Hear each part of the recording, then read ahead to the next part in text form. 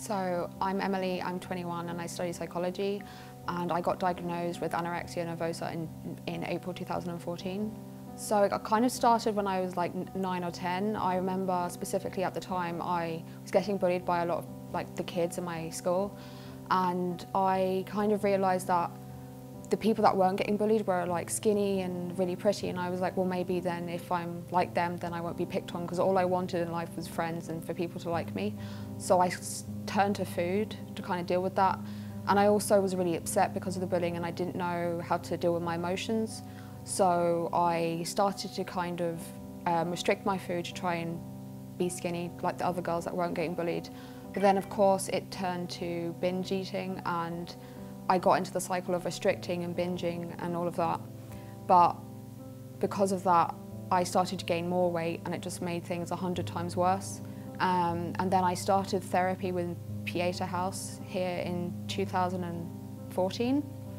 And at the time, she asked me, like, what would make you happy? And I didn't even think before I said it, but I was just like, I'll be happy when I'm skinny. I've been through recovery 2 or 3 times. This is my 3rd time and final attempt. I'm definitely not going back, but this time in the summer I lost the ability to walk, and I couldn't walk for like 2 or 3 weeks.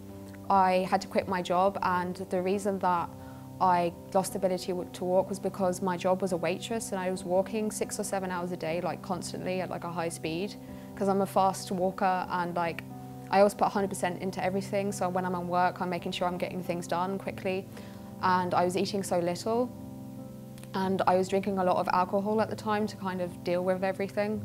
And I basically, because of that, the lack of food and the lots of walking, I lost the ability to walk, and that was my main motivation this time, because I was like, if I can't walk, then how am I going to be able to go to college? And around that time I was also 21, and I spent my 21st birthday like really upset because I didn't look 21, and a couple of people in work had told me I looked 14, and my sister, who's 18, looked older than me, and it just really got to me. And I realised, looking back at my life, how much my eating disorder had taken away from me.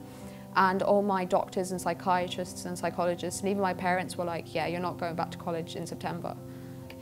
Like, my head used to tell me to kill myself every time I ate food, and it's like so much better now, and like that's all I care about now, is that I can eat food now without having those thoughts. But it's just, you become so like narrow-minded about food, and you don't see it as food, you see it as like a number or like a nutritional percentage, you know. You see it not as food but as just something that you have to do.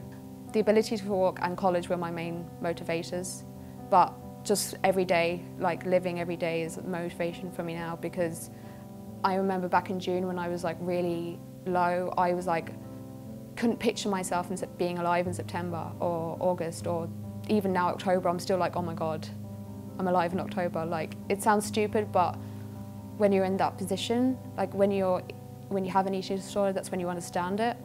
But yeah.